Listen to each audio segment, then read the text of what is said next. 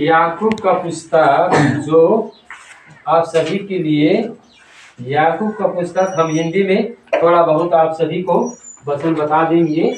तो आइए जरूर देखें प्रभु का वचन, जीवित वचन। याकूब 4 के 13 से 16 तक देखेंगे हम। आप लोग समझ रहे हैं ना? रुपया नहीं बताइए कितना नंबर हुआ होना होगा।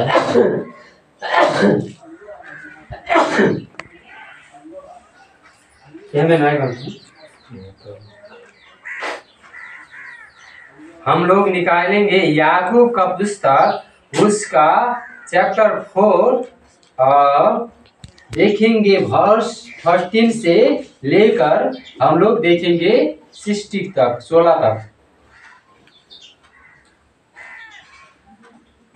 सभी के लिए हम पढ़ देंगे। आइए सभी ध्यान दीजिए प्रभु का वचन क्या कहता है।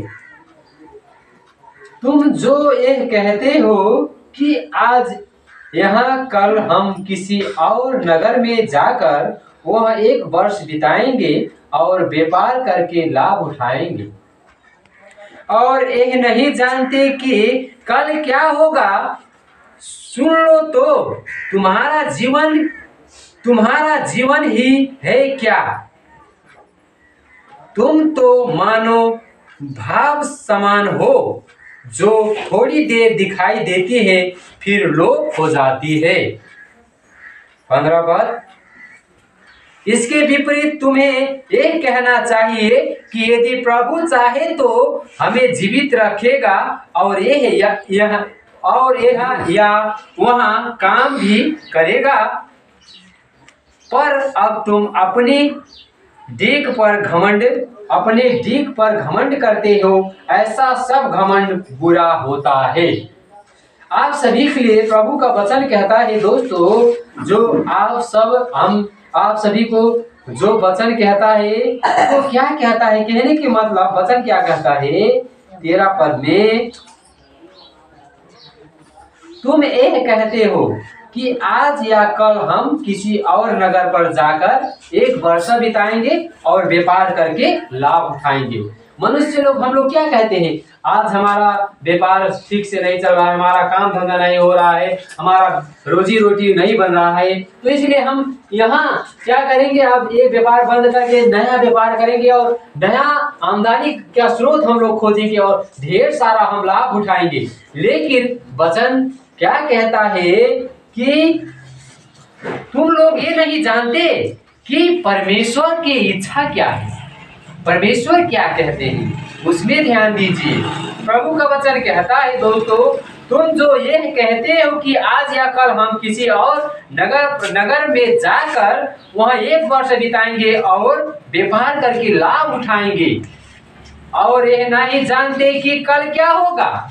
हम मनुष्य लोग कितना घमंड करते हैं कि हम आज नहीं तो कल हम जाकर वहां व्यापार करेंगे, वहां घर द्वार बनाएंगे, अच्छा से रहेंगे, अच्छा से हमारा उर्जनी खेतों बाड़ी के उर्जनी करेंगे तो हम अच्छे होंगे। और ये नहीं सोचते हैं कि परमेश्वर की निमित्त हम क्या कर रहे हैं, परमेश्वर के लिए हम क्या करें, वो कभी आपके दिमाग में नहीं आता है ना। इसलिए ये आपका सोचना पड़ेगा कि परमेश्वर के लिए हम क्या करें, परमेश्वर के लिए हम क्या करें। परमेश्वर के लिए जब आप करेंगे तो आपको आशीष मिलेगा। यदि आप अपने ही स्वार्थ में, अपने ही घमंड में डूब जाए, अपने ही स्वार्थ में रह जाए तो आपको लाभ नहीं मिलेगा। वचन यही कहता है, और यह नहीं जानते कि कल क्या होगा। सुन लो तो,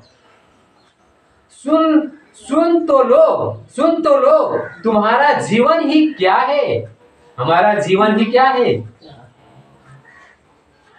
हमारा जीवन ही क्या है।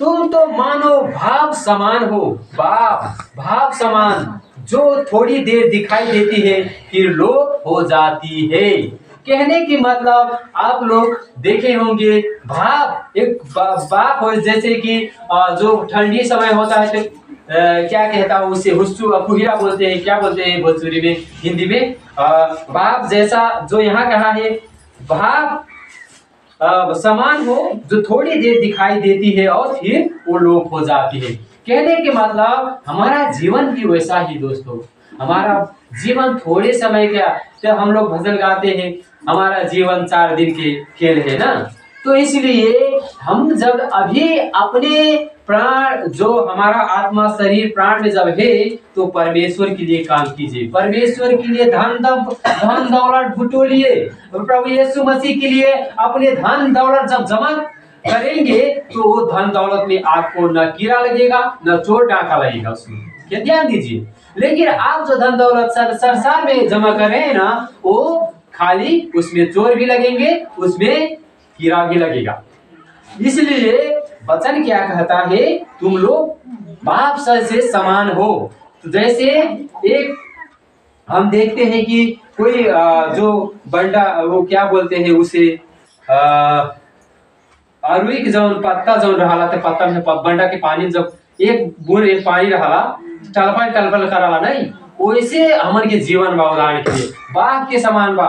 जैसे बाप हमरे खाना पकाएगा, बाप भी बहुत निकलत नहीं, एक ही दिन में कहाँ से जाला पता नहीं चला नहीं, वैसे हमन के जीवन भी प्रभु यीशु मसीह उन्हें सिखावत है हमन के कि तोहन के जीवन कहाँ बा, बाप जैसे बा, बाप जैसे बा।